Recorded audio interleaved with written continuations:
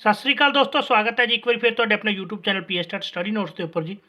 सो ETT का second exam देने जा रहा है विद्यार्थी और SST मास्टर कार्ड की तैयारी कर रहे विद्यार्थी जिन्होंने स्विक्स चूज किया, जिन्होंने वास्ते अज आप टॉपिक नंबर 7 के भारत की विदेश नीति तो UN सो संयुक्त राष्ट्र नाल उसते किहो जिहे संबंध ने उस दे नाल रिलेटेड 30 इंपॉर्टेंट MCQs डिस्कस करांगे।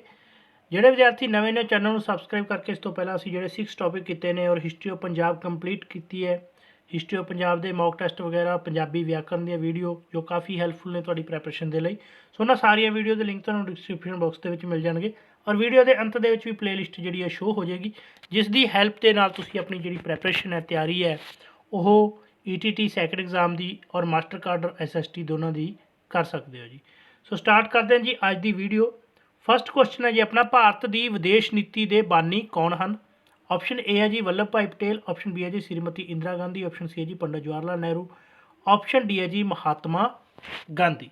सो विदेश नीति की होंगी है, किसी देश के दूजे देशों के नाल किस तरह के जोड़े ने संबंध रहनगे और हरेक देश की जी अपनी विदेश नीति होंगी है जिहदे कुछ सिद्धांत होंगे ने, विशेषतावां होंदियां ने और जिहड़े कि हमेशा जिहड़े भी याद रखने कि इक्को जिहे नहीं रहिंदे, समय दे नाल घरेलू या अंतरराष्ट्रीय वातावरण परिवर्तन आने नाल जिहड़े ओह बदलते रहते हैं जी। तो जी भारत की विदेश नीति है उसके जोड़े बानी ने वो ने जी ऑप्शन सी पंडित जवाहर लाल नेहरू जी, जो कि पहले भारत के पहले प्रधानमंत्री सी। और इस दे नाल ही जेकर पूछा जाए कि सब तो ज़्यादा लंबा कार्यकाल किस प्रधानमंत्री का है, तो वह भी पंडित जवाहर लाल नेहरू का रहा जी। सो बेसिक जी गल्लां ने जी जिसके नाल रिलेटेड क्वेश्चन आ सकते हैं। भारत के पहले प्रधानमंत्री कौन सी? पंडित जवाहर लाल नेहरू। सब तो लंबे कार्यकाल वाले कौन सी? पंडित जवाहर लाल नेहरू। भारत की विदेश नीति के बानी कौन सी? पंडित जवाहर लाल नेहरू जी। सो एक क्वेश्चन के नाल अपने जोड़े नाल रिलेटेड क्वेश्चन ने वो भी डिस्कस हो जाते हैं जी। नैक्सट है जी क्वेश्चन नंबर 2, भारतीय विदेश नीति का बुनियादी सिद्धांत है। ऑप्शन ए है जी अमरीकी गुट का समर्थन करना, ऑप्शन बी है जी रूसी गुट का समर्थन करना, ऑप्शन सी है जी गुट निर्लेपता, ऑप्शन डी है जी उपरोक्त विचों कोई नहीं। तो एक चीज़ याद रखनी कि जो भारत आज़ाद होया सी जी 1947 के तो सारा संसार जोड़ा दो गुटां दे विच वंडिया होया सी। एक सी रूस तो दूजा सी एंगलो अमरीकन गुट जी। पर भारत ने जी नीति अपनाई, भारत की विदेश नीति का जोड़ा बुनियादी सिद्धांत है वो है जी ऑप्शन सी सही आंसर है जी गुट निर्लेपता। सो भारत जोड़ा दोनों गुटां तो दूरी बना के रखना चाहता सी, क्योंकि भारत की विदेश नीति के जोड़े बानी सी पंडित जवाहर लाल नेहरू जी, उन्होंने महसूस किया कि राष्ट्र का निर्माण करने लिए भारत को शक्ति गुटां के संघर्ष तो दूर रहना चाहिए। इसलिए पंडित नेहरू ने गुट निर्लेपता की नीति को अपनाया। सो गुट निर्लेपता का अर्थ है कि किसी प्रतियोगी शक्ति गुट तो जानबूझ के दूर रहना, किसी देश प्रति वैर विरोध की भावना ना रखना तो अंतरराष्ट्रीय समस्याओं को गुण के आधार पर निर्णय करना तो सुतंत्र नीति को अपनाना जी। सो भारत के यत्नों द्वारा ही गुट निर्लेपता अंदोलन जोड़ा समुचे विश्व के एक शक्तिशाली तो प्रभावशाली अंदोलन जोड़ा बनया सी जी। नैक्सट है जी क्वेश्चन नंबर 3, पंचशील समझौता करने वाले प्रधानमंत्री सन। ऑप्शन ए जी पंडित नेहरू और तिब्बत के प्रधानमंत्री चाओ एन लाई, ऑप्शन बी है जी तिब्बत और चीन के प्रधानमंत्री, ऑप्शन सी है जी पंडित नेहरू और चीन के प्रधानमंत्री चाओ एन लाई, ऑप्शन डी है जी इंदिरा गांधी और तिब्बत के प्रधानमंत्री। तो इसका जोड़ा सही आंसर है जी ऑप्शन सी है जी। सो जोड़ा पंचशील समझौता इस 5 सिद्धांत सी जी और ये जोड़ा समझौता है भारत के प्रधानमंत्री पंडित नेहरू तो चीन के प्रधानमंत्री चाओ एन लाई के सांझे बयान द्वारा तिब्बत के खेतर संबंधी समझौता होया सी जी, भी याद रखना। सो तिब्बत के खेतर संबंधी समझौते के आधार पर 5 सिद्धांतों को अपनाया गया सी जी। इन्होंने सिद्धांतों को पंचशील कहा जाता है, जिस दे विच सी परस्पर देशों की प्रभुसत्ता ते एकता का सन्मान, पहला सिद्धांत सी जी। दूजा है जी परस्पर यानी कि एक दूजे ते हमला ना करना। तीजा है जी एक दूजे के अंदरूनी मामलों में दखल ना देना। चौथा है जी समानता ते सहयोग। पंजवां है जी शांतमई सहहोंद। सो ये 5 सिद्धांत सी जी पंचशील दे। नैक्सट है जी क्वेश्चन नंबर 4, पंचशील समझौता कदों होया? ऑप्शन है जी 29 जून 1954 को, ऑप्शन बी है जी 29 अप्रैल 1954 को, ऑप्शन सी है जी 29 अप्रैल 1957 को, ऑप्शन डी है जी 30 अप्रैल 1958। तो इसका जोड़ा सही आंसर है जी ऑप्शन बी है जी 29 अप्रैल 1954 को जोड़ा पंचशील समझौता होया सी ਭਾਰਤ ਦੇ ਪ੍ਰਧਾਨ ਮੰਤਰੀ ਪੰਡਿਤ ਨਹਿਰੂ ਤੇ ਚੀਨ ਦੇ ਪ੍ਰਧਾਨ ਮੰਤਰੀ ਚਾਓ ਏਨ ਲਾਈ ਦੇ ਵਿੱਚ। ਨੈਕਸਟ ਹੈ ਜੀ ਕੁਐਸਚਨ ਨੰਬਰ 5 ਹੈ ਜੀ, ਸੰਯੁਕਤ ਰਾਸ਼ਟਰ ਦੀ ਮਹਾਸਭਾ ਨੇ ਪੰਚਸ਼ੀਲ ਸਿਧਾਂਤਾਂ ਨੂੰ ਕਦੋਂ ਮਾਨਤਾ ਦਿੱਤੀ? ਆਪਸ਼ਨ ਹੈ ਜੀ 14 ਨਵੰਬਰ 1958 ਨੂੰ, ਆਪਸ਼ਨ ਬੀ ਹੈ ਜੀ 14 ਦਸੰਬਰ 1959 ਨੂੰ 59, ਆਪਸ਼ਨ ਸੀ ਹੈ ਜੀ 15 ਜਨਵਰੀ 1957 ਨੂੰ, ਆਪਸ਼ਨ ਡੀ ਹੈ ਜੀ 27 ਫਰਵਰੀ 1964 ਨੂੰ। ਤਾਂ ਇਹਦਾ ਜਿਹੜਾ ਸਹੀ ਆਨਸਰ ਹੈ ਜੀ ਆਪਸ਼ਨ ਬੀ ਹੈ ਜੀ 14 ਦਸੰਬਰ 1959 ਨੂੰ 82 ਦੇਸ਼ਾਂ ਦੇ ਸੰਯੁਕਤ ਰਾਸ਼ਟਰ ਸੰਘ ਦੀ ਜਿਹੜੀ ਮਹਾਸਭਾ ਸੀ ਉਸ ਦੇ ਵਿੱਚ ਇਸ ਦੇ ਸਿਧਾਂਤਾਂ ਨੂੰ ਮਾਨਤਾ ਦਿੱਤੀ ਗਈ ਸੀ, ਜਿਸ ਦੇ ਸਿੱਟੇ ਵਜੋਂ ਪੰਚਸ਼ੀਲ ਸਿਧਾਂਤਾਂ ਨੂੰ ਸੰਪੂਰਨ ਵਿਸ਼ਵ ਦੇ ਵਿੱਚ ਜਿਹੜੀ ਮਾਨਤਾ ਪ੍ਰਾਪਤ ਹੋਈ ਸੀ। ਪੰਚਸ਼ੀਲ ਸਿਧਾਂਤਾਂ ਦੀ ਮਹੱਤਤਾ ਬਾਰੇ ਦੱਸਦੇ ਹੋਏ ਜਦੋਂ ਪੰਡਿਤ ਨਹਿਰੂ ਜੀ ਨੇ ਕਿਹਾ ਸੀ ਕਿ ਇਹਨਾਂ ਸਿਧਾਂਤਾਂ ਦੀ ਪਾਲਣਾ ਕਰਨ ਨਾਲ ਸਥਾਈ ਰੂਪ ਵਿੱਚ ਵਿਸ਼ਵ ਸ਼ਾਂਤੀ ਜਿਹੜੀ ਸਥਾਪਿਤ ਹੋ ਸਕਦੀ ਹੈ, ਸੋ ਇਸ ਲਈ ਸੰਸਾਰ ਦੇ ਸਾਰੇ ਦੇਸ਼ਾਂ ਨੇ ਇਹਨਾਂ ਸਿਧਾਂਤਾਂ ਦੀ ਪਾਲਣਾ ਕਰਨ ਦੇ ਲਈ ਜਿਹੜਾ ਸੋਚਿਆ ਸੀ।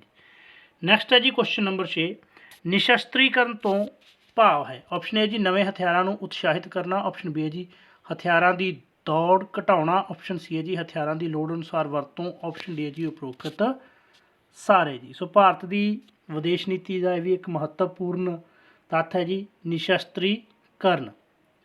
ਤਾਂ ਇਹਦਾ ਮਤਲਬ ਕੀ ਹੈ? ਹਥਿਆਰਾਂ ਦੀ ਦੌੜ ਨੂੰ ਘਟਾਉਣਾ। ਸੋ ਆਪਸ਼ਨ ਬੀ ਜਿਹੜਾ ਹੈ ਸਹੀ ਆਨਸਰ ਹੈ ਜੀ ਇਸ ਦਾ। ਭਾਰਤ ਜਿਹੜਾ ਹੈ ਹਮੇਸ਼ਾ ਸ਼ਾਂਤੀ ਪਸੰਦ ਦੇਸ਼ ਰਿਹਾ ਜੀ। ਸਾਡੀ ਜਿਹੜੀ ਵਿਦੇਸ਼ ਨੀਤੀ ਉਹਦਾ ਮੁੱਖ ਆਧਾਰ ਹੈ ਸ਼ਾਂਤਮਈ ਸਹਿਹੋਂਦ, ਸ਼ਾਂਤਮਈ ਰਹਿਣਾ। ਸੋ ਭਾਰਤ ਹਥਿਆਰਬੰਦੀ ਅਤੇ ਸੈਨਿਕ ਸ਼ਕਤੀ ਨੂੰ ਵਿਸ਼ਵ ਸ਼ਾਂਤੀ ਲਈ ਭਾਰੀ ਖਤਰਾ ਜਿਹੜਾ ਹੈ ਦੱਸਦਾ, ਇਸ ਲਈ ਸਮੁੱਚੀ ਮਾਨਵਤਾ ਦੀ ਰੱਖਿਆ ਅਤੇ ਵਿਸ਼ਵ ਸ਼ਾਂਤੀ ਲਈ ਜ਼ਰੂਰੀ ਹੈ ਕਿ ਹਥਿਆਰਾਂ ਦੀ ਦੌੜ ਨੂੰ ਜਿਹੜਾ ਘਟਾਇਆ ਜਾਵੇ। ਸੋ ਇਸ ਕਰਕੇ ਭਾਰਤ ਜਿਹੜਾ ਹੈ ਨਿਸ਼ਸਤਰੀਕਰਨ ਦੀ ਵਿਦੇਸ਼ ਨੀਤੀ ਨੂੰ ਅਪਣਾਉਂਦਾ ਹੈ। ਨੈਕਸਟ ਹੈ ਜੀ ਕੁਐਸਚਨ ਨੰਬਰ 7 ਹੈ ਜੀ, ਭਾਰਤ ਦੀ ਪਰਮਾਣੂ ਨੀਤੀ ਦਾ ਆਧਾਰ ਹੈ?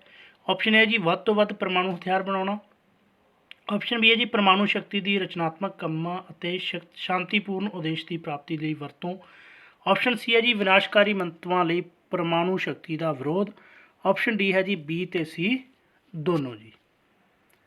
ਤਾਂ ਇਸ ਦਾ ਜਿਹੜਾ ਸਹੀ ਆਨਸਰ ਹੈ ਜੀ ਆਪਸ਼ਨ ਡੀ ਹੈ ਜੀ ਬੀ ਤੇ ਸੀ ਦੋਨੋਂ ਜੀ। ਸੋ ਭਾਰਤ ਪਰਮਾਣੂ ਸ਼ਕਤੀ ਦੀ ਜਿਹੜੀ ਵਰਤੋਂ ਹੈ ਉਹ ਰਚਨਾਤਮਕ ਕੰਮਾਂ ਅਤੇ ਸ਼ਾਂਤੀਪੂਰਨ ਜਿਹੜੇ ਉਦੇਸ਼ ਨੇ ਉਹਨਾਂ ਦੀ ਪ੍ਰਾਪਤੀ ਲਈ ਵਰਤੋਂ ਕਰਨਾ ਚਾਹੁੰਦਾ। ਦੂਸਰਾ ਹੈ ਕਿ ਕਿਸੇ ਤਰ੍ਹਾਂ ਦੇ ਵਿਨਾਸ਼ਕਾਰੀ ਮੰਤਵਾਂ ਨੂੰ ਉਤਸ਼ਾਹ ਜਿਹੜਾ ਭਾਰਤ ਨਹੀਂ ਕਰਦਾ। ਵਿਨਾਸ਼ਕਾਰੀ ਮੰਤਵਾਂ ਲਈ ਪਰਮਾਣੂ ਸ਼ਕਤੀ ਦਾ ਭਾਰਤ ਉਹ ਹਮੇਸ਼ਾ ਵਿਰੋਧ ਕਰਦਾ ਜੀ। ਕੁਐਸਚਨ ਨੰਬਰ 8 ਹੈ ਜੀ, ਭਾਰਤ ਨੇ ਪੋਖਰਨ ਵਿੱਚ ਪਰਮਾਣੂ ਬੰਬਾਂ ਦਾ ਤਜਰਬਾ ਕੀਤਾ। ਆਪਸ਼ਨ ਏ ਜੀ 1999 ਦੇ ਵਿੱਚ, ਆਪਸ਼ਨ ਬੀ ਜੀ 1998 ਦੇ ਵਿੱਚ, ਆਪਸ਼ਨ ਸੀ ਜੀ 1996 ਵਿੱਚ, ਆਪਸ਼ਨ ਡੀ ਹੈ ਜੀ 2002 ਦੇ ਵਿੱਚ ਜੀ। ਤਾਂ ਇਸ ਦਾ ਜਿਹੜਾ ਸਹੀ ਆਨਸਰ ਹੈ ਜੀ ਆਪਸ਼ਨ ਬੀ ਹੈ ਜੀ। ਸੋ ਯਾਦ ਰੱਖਣਾ ਕਿ ਭਾਰਤ ਜਿਹੜਾ ਹੈ 1998 ਦੇ ਵਿੱਚ ਪੋਖਰਨ ਰਾਜਸਥਾਨ ਦੇ ਵਿੱਚ ਪਰਮਾਣੂ ਬੰਬਾਂ ਦਾ ਜਿਹੜਾ ਹੈ ਸਫਲ ਤਜਰਬਾ ਜਿਹੜਾ ਉਹ ਕੀਤਾ ਸੀ ਜੀ। ਭਾਰਤ ਭਾਵੇਂ ਪਰਮਾਣੂ ਹਥਿਆਰ ਬਣਾਉਣ ਦੇ ਵਿਰੁੱਧ ਹੈ ਜੀ, ਪਰ ਆਪਣੀ ਸੁਰੱਖਿਆ ਨੂੰ ਮੁੱਖ ਰੱਖਦੇ ਹੋਏ ਭਾਰਤ ਆਪਣੀ ਪਰਮਾਣੂ ਨੀਤੀ ਵਿੱਚ ਪਰਿਵਰਤਨ ਵੀ ਕਰ ਸਕਦਾ ਜੀ। ਆਜ਼ਾਦ ਹੈ ਇਸ ਪੱਖੋਂ ਭਾਰਤ, ਕਿਉਂਕਿ ਜਿਹੜਾ ਚੀਨ ਹੈ ਪਰਮਾਣੂ ਬੰਬ ਉਸ ਸਮੇਂ ਬਣਾ ਚੁੱਕਾ ਸੀ ਔਰ ਪਾਕਿਸਤਾਨ ਪਰਮਾਣੂ ਇਸਲਾਮੀ ਬੰਬ ਬਣਾਉਣ ਦੇ ਵਿੱਚ ਸਫਲ ਹੋ ਗਿਆ ਸੀ। ਇਸ ਲਈ ਭਾਰਤ ਨੇ ਜਿਹੜਾ ਪੋਖਰਨ ਵਿਖੇ ਪਰਮਾਣੂ ਧਮਾਕਾ ਕੀਤਾ ਸੀ, ਜਿਸ ਨੇ ਵਿਸ਼ਵ ਦੀਆਂ ਸਾਰੀਆਂ ਸ਼ਕਤੀਆਂ ਨੂੰ ਹੈਰਾਨ ਕਰ ਦਿੱਤਾ ਸੀ। ਪਰ ਇਸ ਤਜਰਬੇ ਤੋਂ ਬਾਅਦ ਜਿਹੜਾ ਭਾਰਤ ਪਰਮਾਣੂ ਸ਼ਕਤੀਆਂ ਦੇ ਪਰਿਵਾਰ ਦਾ ਮੈਂਬਰ ਬਣ ਗਿਆ ਸੀ। ਸੋ ਆਪਣੀ ਸੁਰੱਖਿਆ ਨੂੰ ਮੁੱਖ ਰੱਖਦੇ ਹੋਏ ਭਾਰਤ ਨੇ ਜਿਹੜਾ ਇਹ ਕਦਮ ਚੁੱਕਿਆ ਸੀ। ਨੈਕਸਟ ਹੈ ਜੀ ਕੁਐਸਚਨ ਨੰਬਰ 9, ਭਾਰਤ ਨੇ ਰਾਸ਼ਟਰਮੰਡਲ ਦੀ ਮੈਂਬਰਸ਼ਿਪ ਕਦੋਂ ਪ੍ਰਾਪਤ ਕੀਤੀ?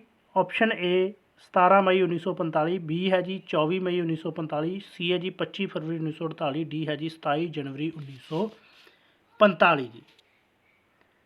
ਤਾਂ ਇਸਦਾ ਸਹੀ ਆਨਸਰ ਹੈ ਜੀ ਆਪਸ਼ਨ ਏ ਜੀ 27 ਮਈ 1945 ਨੂੰ ਭਾਰਤ ਨੇ ਜਿਹੜਾ ਹੈ ਰਾਸ਼ਟਰਮੰਡਲ ਦੀ ਮੈਂਬਰਸ਼ਿਪ ਪ੍ਰਾਪਤ ਕੀਤੀ ਸੀ ਆਪਣੀ ਇੱਛਾ ਦੇ ਅਨੁਸਾਰ। ਨੈਕਸਟ ਹੈ ਜੀ ਕੁਐਸਚਨ ਨੰਬਰ 10, ਭਾਰਤ ਦੀ ਰਾਸ਼ਟਰਮੰਡਲ ਦੀ ਮੈਂਬਰਸ਼ਿਪ ਪ੍ਰਾਪਤ ਕਰਨ ਦਾ ਮੁੱਖ ਉਦੇਸ਼ ਹੈ? ਆਪਸ਼ਨ ਹੈ ਜੀ ਏਸ਼ੀਆਈ ਦੇਸ਼ਾਂ ਨਾਲ ਏਕਤਾ ਅਤੇ ਸਹਿਯੋਗ ਸਥਾਪਿਤ ਕਰਨਾ, ਬੀ ਹੈ ਜੀ ਅਫਰੀਕੀ ਦੇਸ਼ਾਂ ਨਾਲ ਏਕਤਾ ਅਤੇ ਸਹਿਯੋਗ ਸਥਾਪਿਤ ਕਰਨਾ, ਸੀ ਹੈ ਜੀ ਏ ਤੇ ਬੀ ਦੋਨੋਂ, ਡੀ ਹੈ ਜੀ ਉਪਰੋਕਤ ਵਿੱਚੋਂ ਕੋਈ ਨਹੀਂ। ਤਾਂ ਇਹਦਾ ਸਹੀ ਆਨਸਰ ਹੈ ਜੀ ਆਪਸ਼ਨ ਸੀ ਜੀ ਏ ਤੇ ਬੀ ਦੋਨੋਂ। ਸੋ ਜਿਹੜੀ ਰਾਸ਼ਟਰਮੰਡਲ ਦੀ ਮੈਂਬਰਸ਼ਿਪ ਭਾਰਤ ਨੇ ਪ੍ਰਾਪਤ ਕੀਤੀ ਸੀ, ਇਹਦਾ ਮੁੱਖ ਉਦੇਸ਼ ਏਸ਼ੀਆਈ ਤੇ ਅਫਰੀਕੀ ਦੇਸ਼ਾਂ ਨਾਲ ਏਕਤਾ ਤੇ ਸਹਿਯੋਗ ਸਥਾਪਿਤ ਕਰਨਾ ਹੈ, ਕਿਉਂਕਿ ਇਹਨਾਂ ਦਾ ਇਤਿਹਾਸਕ ਪਿਛੋਕੜ ਭਾਰਤ ਨਾਲ ਮਿਲਦਾ ਜੁਲਦਾ। ਇਹ ਦੇਸ਼ ਵੀ ਜਿਹੜੇ ਭਾਰਤ ਦੀ ਤਰ੍ਹਾਂ ਬ੍ਰਿਟਿਸ਼ ਸਾਮਰਾਜ, ਬਸਤੀਵਾਦ ਤੇ ਨਕਲਸਤਵਾਦ ਦਾ ਜਿਹੜਾ ਸ਼ਿਕਾਰ ਉਹ ਰਹੇ ਨੇ ਜੀ।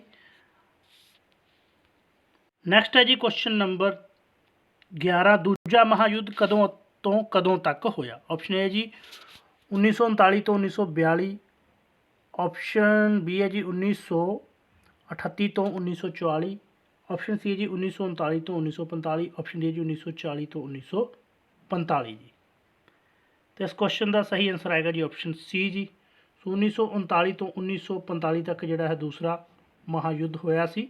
7 ਔਰ 9 ਅਗਸਤ ਨੂੰ ਹੀਰੋਸ਼ੀਮਾ ਔਰ ਨਾਗਾਸਾਕੀ ਤੇ ਬੰਬ ਸੁੱਟਣ ਤੋਂ ਬਾਅਦ ਜਿਹੜਾ 1945 ਦੇ ਯੁੱਧ ਸਮਾਪਤ ਹੋ ਗਿਆ। ਕੁਐਸਚਨ ਨੰਬਰ 12 ਹੈ ਜੀ, ਸਾਨ ਫ੍ਰਿਸਕੋ ਵਿਖੇ 51 ਦੇਸ਼ਾਂ ਦੇ ਪ੍ਰਤੀਨਿਧਾਂ ਨੇ ਕਦੋਂ ਸੰਯੁਕਤ ਸੰਘ ਦਾ ਚਾਰਟਰ ਪ੍ਰਵਾਨ ਕਰ ਲਿਆ? ਆਪਸ਼ਨ ਹੈ ਜੀ 6 ਜੂਨ 1944, ਆਪਸ਼ਨ ਬੀ ਹੈ ਜੀ 27 ਜੂਨ 1947, ਆਪਸ਼ਨ ਸੀ ਹੈ ਜੀ 26 ਜੂਨ 1945, ਆਪਸ਼ਨ ਡੀ ਜੀ 24 ਜੁਲਾਈ 1945 ਜੀ। ਤਾਂ ਇਹਦਾ ਸਹੀ ਆਨਸਰ ਹੈ ਜੀ ਆਪਸ਼ਨ ਸੀ ਜੀ, 26 ਜੂਨ 1945 ਨੂੰ ਸਾਨ ਫ੍ਰਿਸਕੋ ਵਿਖੇ 51 ਦੇਸ਼ਾਂ ਦੇ ਪ੍ਰਤੀਨਿਧਾਂ ਨੇ ਹਸਤਾਖਰ ਜਿਹੜੇ ਨੇ ਉਹ ਕੀਤੇ ਸੀ ਸੰਯੁਕਤ ਰਾਸ਼ਟਰ ਦੇ ਚਾਰਟਰ 'ਤੇ ਜੀ। ਸੋ ਵਿਸ਼ਵ ਜਿਹੜੇ ਯੁੱਧ ਹੋਏ ਉਹਨਾਂ ਦੇ ਭਿਆਨਕ ਨਤੀਜਿਆਂ ਤੋਂ ਬਾਅਦ ਜਿਹੜਾ ਹੈ ਬਹੁਤ ਸਾਰੇ ਜਿਹੜੇ ਉੱਘੀਆਂ ਸ਼ਖਸੀਅਤਾਂ ਸੀ ਵਿਸ਼ਵ ਦੀਆਂ, ਉੱਘੇ ਨੇਤਾ ਸੀ, ਉਹਨਾਂ ਨੇ ਇਹਨਾਂ ਯੁੱਧਾਂ ਦੇ ਭਿਆਨਕ ਸਿੱਟਿਆਂ ਤੋਂ ਜਿਹੜਾ ਹੈ ਸਿੱਖਿਆ ਲੈਂਦੇ ਹੋਏ ਅਜਿਹੀ ਸੰਸਥਾ ਸਥਾਪਿਤ ਕਰਨ ਦੀ ਯੋਜਨਾ ਬਣਾਈ, ਯਤਨ ਕੀਤੇ, ਜਿਸ ਦੇ ਨਾਲ ਇਹਨਾਂ ਯੁੱਧਾਂ ਨੂੰ ਜਿਹੜਾ ਰੋਕਿਆ ਜਾ ਸਕੇ। ਔਰ ਸੰਯੁਕਤ ਰਾਜ ਅਮਰੀਕਾ, ਬਰਤਾਨੀਆ, ਸੋਵੀਅਤ ਰੂਸ ਵਰਗੇ, ਚੀਨ ਵਰਗੇ ਵੱਡੇ ਜਿਹੜੇ ਫਰਾਂਸ ਵਰਗੇ ਦੇਸ਼ ਸੀ, ਸੋ ਉਹਨਾਂ ਦੇ ਨੇਤਾ ਵੀ ਜਿਹੜੇ ਅਜਿਹੀ ਸੰਸਥਾ ਸਥਾਪਿਤ ਕਰਨ ਦਾ ਯਤਨ ਕਰਨ ਲੱਗੇ ਜੋ ਕਿ ਵਿਸ਼ਵ ਸ਼ਾਂਤੀ ਸਥਾਪਿਤ ਕਰੇ। ਸੋ ਸੰਸਾਰ ਦੇ ਨੇਤਾਵਾਂ ਦੇ ਅਜਿਹੇ ਯਤਨ ਉਦੋਂ ਸਫਲ ਹੋਏ ਜਦੋਂ 26 ਜੂਨ 1942 ਨੂੰ ਸਾਨ ਫ੍ਰਿਸਕੋ ਵਿਖੇ 51 ਦੇਸ਼ਾਂ ਦੇ ਪ੍ਰਤੀਨਿਧਾਂ ਨੇ ਸੰਯੁਕਤ ਰਾਸ਼ਟਰ ਸੰਘ ਦਾ ਚਾਰਟਰ ਜਿਹੜਾ ਪ੍ਰਵਾਨ ਕੀਤਾ ਸੀ ਜੀ। ਕੁਐਸਚਨ ਆ ਸਕਦਾ ਕਿੰਨੇ ਦੇਸ਼ਾਂ ਨੇ ਸੰਯੁਕਤ ਰਾਸ਼ਟਰ ਚਾਰਟਰ ਪ੍ਰਵਾਨ ਕੀਤਾ 1945 ਦੇ ਵਿੱਚ, 26 ਜੂਨ 1945 ਨੂੰ? ਤਾਂ 51 ਦੇਸ਼ਾਂ ਨੇ। ਕਿੱਥੇ ਜਿਹੜਾ ਸੰਯੁਕਤ ਰਾਸ਼ਟਰ ਸੰਘ ਦਾ ਜਿਹੜਾ ਚਾਰਟਰ ਉਸ 'ਤੇ ਹਸਤਾਖਰ ਹੋਏ ਤਾਂ ਸਾਨ ਫ੍ਰਿਸਕੋ ਵਿਖੇ। ਨੈਕਸਟ ਹੈ ਜੀ ਕੁਐਸਚਨ ਨੰਬਰ 13, ਸੰਯੁਕਤ ਰਾਸ਼ਟਰ ਸੰਘ ਨਿਯਮਤ ਤੌਰ 'ਤੇ ਕਦੋਂ ਹੋਂਦ ਵਿੱਚ ਆਇਆ? ਆਪਸ਼ਨ ਹੈ ਜੀ 26 ਜੂਨ 1945, ਆਪਸ਼ਨ ਬੀ ਹੈ ਜੀ 24 ਅਕਤੂਬਰ 1946, ਆਪਸ਼ਨ ਸੀ ਹੈ ਜੀ 24 ਅਕਤੂਬਰ 1945, ਆਪਸ਼ਨ ਡੀ ਹੈ ਜੀ 26 ਸਤੰਬਰ 1945 ਨੂੰ ਜੀ। ਤਾਂ ਇਸ ਦਾ ਜਿਹੜਾ ਸਹੀ ਆਨਸਰ ਹੈ ਜੀ ਆਪਸ਼ਨ ਸੀ ਹੈ ਜੀ 24 ਅਕਤੂਬਰ 1945 ਨੂੰ ਸੰਯੁਕਤ ਰਾਸ਼ਟਰ ਸੰਘ ਨਿਯਮਤ ਤੌਰ 'ਤੇ ਜਿਹੜਾ ਹੋਂਦ ਦੇ ਵਿੱਚ ਆਇਆ ਸੀ। ਕਈ ਵਾਰੀ ਕੁਐਸਚਨ ਆ ਜਾਂਦਾ ਕਿ ਸੰਯੁਕਤ ਰਾਸ਼ਟਰ ਸੰਘ ਦਿਵਸ ਕਦੋਂ ਮਨਾਇਆ ਜਾਂਦਾ, ਤਾਂ 24 ਅਕਤੂਬਰ ਨੂੰ ਮਨਾਇਆ ਜਾਂਦਾ ਜੀ। ਸੋ 24 ਅਕਤੂਬਰ 1945 ਨੂੰ ਉਸ ਸਮੇਂ ਹੋਂਦ ਦੇ ਵਿੱਚ ਆਇਆ ਸੀ ਜਦੋਂ ਸੰਯੁਕਤ ਰਾਜ ਅਮਰੀਕਾ, ਬਰਤਾਨੀਆ, ਫਰਾਂਸ, ਸਾਬਕਾ ਸੋਵੀਅਤ ਸੰਘ ਤੇ ਚੀਨ ਦੀਆਂ ਸਰਕਾਰਾਂ ਤੋਂ ਇਲਾਵਾ 14 ਹੋਰ ਦੇਸ਼ਾਂ ਦੀਆਂ ਸਰਕਾਰਾਂ ਨੇ ਸੰਯੁਕਤ ਰਾਸ਼ਟਰ ਸੰਘ ਦੇ ਚਾਰਟਰ ਨੂੰ ਜਿਹੜੀ ਪ੍ਰਵਾਨਗੀ ਦਿੱਤੀ ਸੀ ਜੀ। ਔਰ ਸੰਯੁਕਤ ਰਾਸ਼ਟਰ ਦੀ ਸਥਾਪਨਾ ਸਮੇਂ ਇਸ ਦੇ ਜਿਹੜੇ 51 ਯਾਦ ਰੱਖਣਾ 51 ਜਿਹੜੇ ਮੌਲਿਕ ਮੈਂਬਰ ਸਨ ਜੀ।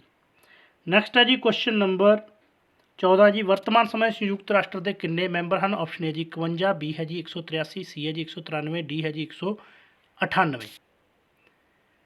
ਸਹੀ ਆਨਸਰ ਹੈ ਜੀ ਆਪਸ਼ਨ ਸੀ ਜੀ। ਸੋ 193 ਮੈਂਬਰ ਨੇ ਜੀ। ਮੌਲਿਕ ਜਾਂ ਮੁੱਢਲੇ ਮੈਂਬਰ ਪੁੱਛੇ ਜਾਣ ਤਾਂ 51 ਆਨਸਰ ਆਏਗਾ, 51 ਆਨਸਰ ਦੇਣਾ ਆਪਾਂ। ਜੇਕਰ ਵਰਤਮਾਨ ਪੁੱਛੇ ਜਾਂਦੇ ਤਾਂ 193 ਨੇ ਜੀ। 193ਵਾਂ ਮੈਂਬਰ ਕਈ ਵਾਰੀ ਲਾਸਟ ਪੁੱਛ ਲਿਆ ਜਾਂਦਾ, ਤਾਂ ਲਾਸਟ ਮੈਂਬਰ ਸੀ ਜੀ ਦੱਖਣੀ ਸੁਡਾਨ, ਜੋ 2011 ਦੇ ਵਿੱਚ ਸੰਯੁਕਤ ਰਾਸ਼ਟਰ ਸੰਘ ਦਾ 193ਵਾਂ ਮੈਂਬਰ ਬਣਿਆ। ਕੁਐਸਚਨ ਨੰਬਰ 15 ਹੈ ਜੀ, ਸੰਯੁਕਤ ਰਾਸ਼ਟਰ ਸੰਘ ਦੇ ਮੁੱਖ ਅੰਗ ਕਿੰਨੇ ਹਨ? ਆਪਸ਼ਨ ਹੈ ਜੀ 5, ਬੀ ਹੈ ਜੀ 4, ਸੀ ਹੈ 7, ਡੀ ਹੈ ਜੀ 6। ਤਾਂ ਇਸਦਾ ਸਹੀ ਆਨਸਰ ਆਏਗਾ ਜੀ ਆਪਸ਼ਨ ਡੀ, 6 ਮੈਂਬਰ ਨੇ ਜੀ। 6 ਮੁੱਖ ਅੰਗ ਨੇ ਜੀ। ਮੈਂਬਰ ਗਲਤੀ ਨਾਲ ਮੂੰਹ ਚੋਂ ਨਿਕਲ ਗਿਆ ਜੀ। ਅੰਗ ਪੁੱਛੇ ਜਾਂਦੇ ਨੇ ਤਾਂ 6 ਨੇ ਜੀ, ਜਿਸ ਦੇ ਵਿੱਚ ਸਭ ਤੋਂ ਪਹਿਲਾਂ ਮਹਾਸਭਾ, ਨੰਬਰ 2 ਤੇ ਹੈ ਸੁਰੱਖਿਆ ਪਰਿਸ਼ਦ, ਉਸ ਤੋਂ ਬਾਅਦ ਹੈ ਆਰਥਿਕ ਤੇ ਸਮਾਜਿਕ ਪਰਿਸ਼ਦ, ਫਿਰ ਹੈ ਜੀ ਟਰਸਟੀਸ਼ਿਪ ਪਰਿਸ਼ਦ, ਫਿਰ ਅੰਤਰਰਾਸ਼ਟਰੀ ਅਦਾਲਤ ਤੇ ਫਿਰ ਸੈਕਟਰੀਏਟ ਜੀ। ਕਈ ਵਾਰੀ ਕੁਐਸਚਨ ਆ ਜਾਂਦਾ ਕਿ ਹੇਠ ਲਿਖੇ ਵਿੱਚੋਂ ਕਿਹੜਾ ਜਿਹੜਾ ਸੰਯੁਕਤ ਰਾਸ਼ਟਰ ਸੰਘ ਦਾ ਮੁੱਖ ਅੰਗ ਨਹੀਂ ਹੈ। ਆਪਾਂ 6 ਦੇ 6 ਯਾਦ ਕਰ ਲੈਣਾ ਜੀ। ਮਹਾਸਭਾ, ਸੁਰੱਖਿਆ ਪਰਿਸ਼ਦ, ਆਰਥਿਕ ਤੇ ਸਮਾਜਿਕ ਪਰਿਸ਼ਦ, ਟਰਸਟੀਸ਼ਿਪ ਪਰਿਸ਼ਦ, ਅੰਤਰਰਾਸ਼ਟਰੀ ਅਦਾਲਤ ਤੇ ਸਕੱਤਰਤ। ਸੋ ਇਹ 6 ਪ੍ਰਮੁੱਖ ਅੰਗ ਨੇ। क्वेश्चन नंबर अगे 16 है जी, महासभा ਲਈ ਹਰੇਕ ਦੇਸ਼ ਕਿੰਨੇ ਮੈਂਬਰ ਭੇਜ ਸਕਦਾ ਹੈ? ਆਪਸ਼ਨ ਹੈ ਜੀ 4, ਬੀ ਹੈ ਜੀ 5, ਸੀ ਹੈ ਜੀ 9, ਡੀ ਹੈ ਜੀ 15।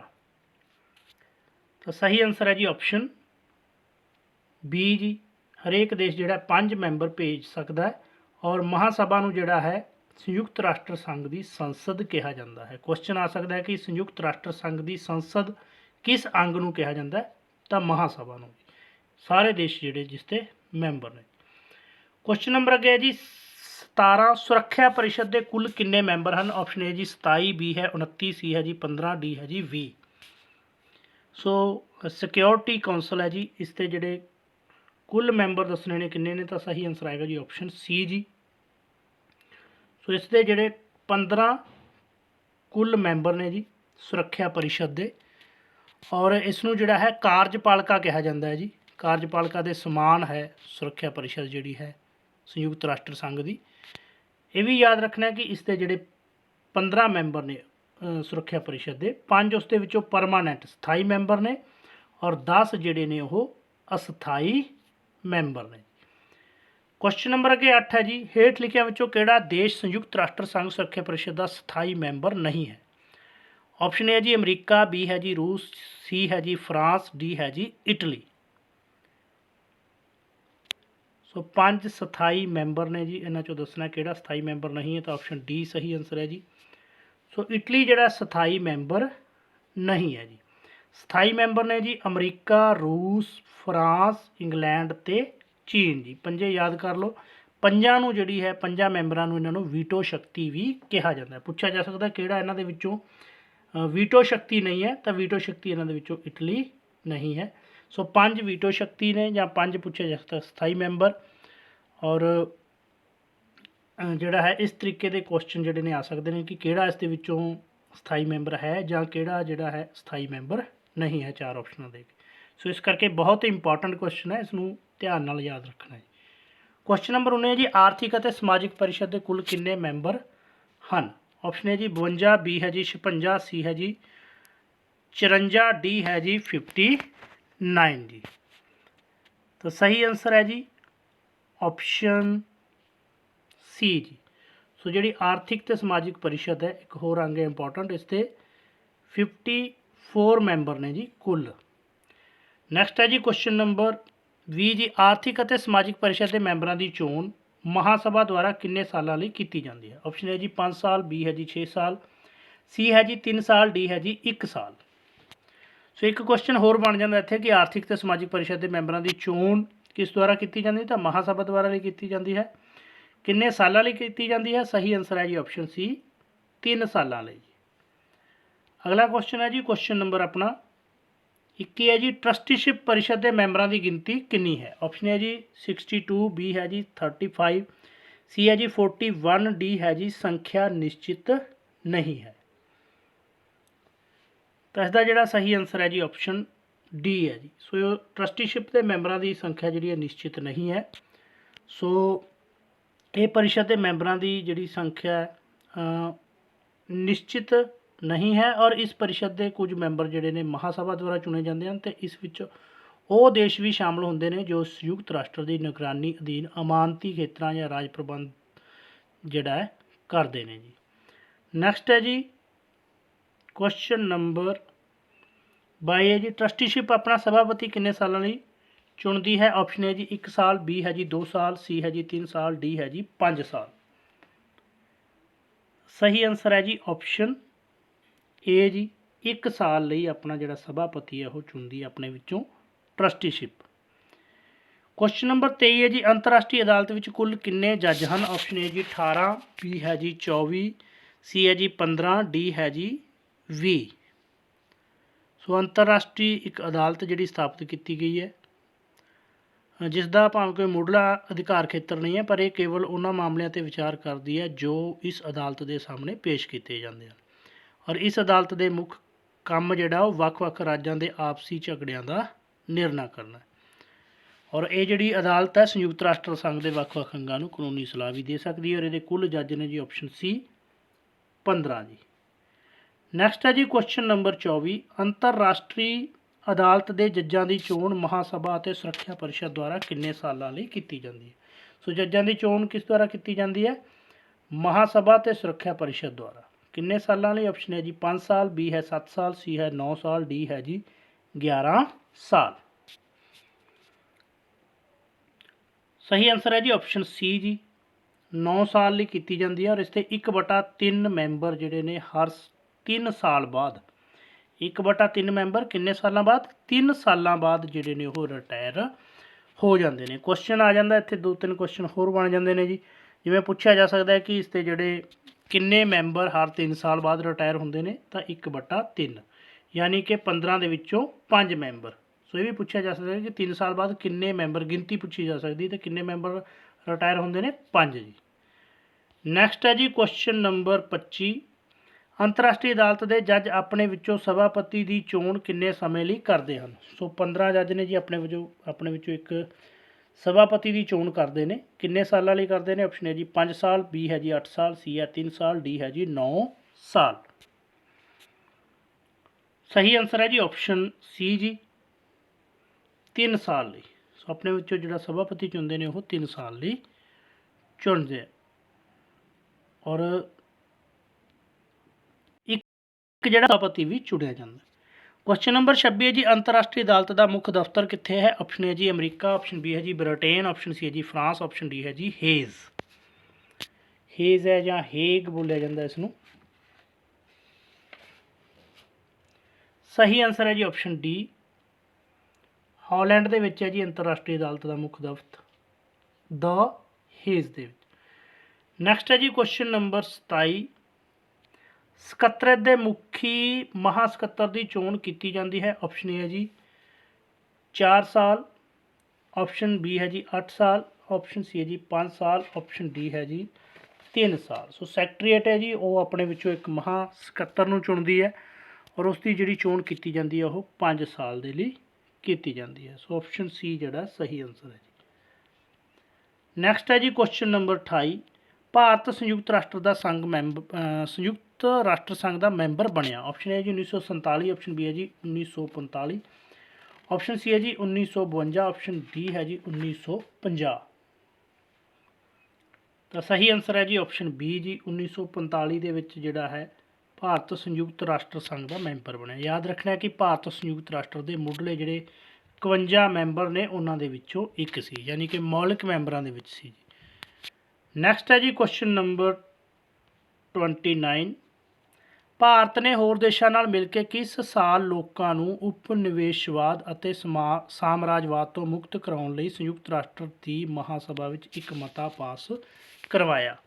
ਆਪਸ਼ਨ ਹੈ ਜੀ 1947, ਬੀ ਹੈ ਜੀ 1948, ਸੀ ਹੈ ਜੀ 1949, ਆਪਸ਼ਨ ਡੀ ਹੈ ਜੀ 1950 ਜੀ। ਸੋ ਯਾਦ ਰੱਖਣਾ ਹੈ ਕਿ ਸੰਯੁਕਤ ਰਾਸ਼ਟਰ ਵੀ ਜਿਹੜਾ ਹੈ ਸਾਮਰਾਜ ਦਾ ਵਿਰੋਧੀ ਹੈ, ਬਸਤੀਵਾਦ ਦਾ ਵਿਰੋਧੀ ਹੈ। ਉਸੇ ਤਰ੍ਹਾਂ ਭਾਰਤ ਵੀ ਹਮੇਸ਼ਾ ਜਿਹੜਾ ਇਸ ਨੀਤੀ ਦਾ ਸਮਰਥਨ ਕਰਦਾ ਰਿਹਾ, ਔਰ ਉਸਨੇ ਹੋਰ ਦੇਸ਼ਾਂ ਨਾਲ ਮਿਲ ਕੇ 1950 ਦੇ ਵਿੱਚ, ਆਪਸ਼ਨ ਡੀ ਸਹੀ ਆਨਸਰ ਆਏਗਾ, 1950 ਦੇ ਵਿੱਚ ਜਿਹੜਾ ਹੈ ਸਾਮਰਾਜ ਤੋਂ ਮੁਕਤ ਕਰਾਉਣ ਲਈ ਸੰਯੁਕਤ ਰਾਸ਼ਟਰ ਦੀ ਮਹਾਸਭਾ ਵਿੱਚ ਇੱਕ ਮਤਾ ਪਾਸ ਜਿਹੜਾ ਕਰਵਾਇਆ ਸੀ। ਕੁਐਸਚਨ ਨੰਬਰ 30 ਹੈ ਜੀ, ਦੱਖਣੀ ਅਫਰੀਕਾ ਨੂੰ ਆਪਣੀ ਨਸਲੀ ਵਿਤਕਰੇ ਦੀ ਨੀਤੀ ਤਿਆਗਣ ਲਈ ਮਜਬੂਰ ਕਰਨ ਲਈ ਭਾਰਤ ਨੇ ਮਹਾਸਭਾ ਵਿੱਚ ਜਿਹੜਾ ਪ੍ਰਸਤਾਵ ਕਦੋਂ ਪਾਸ ਕੀਤਾ?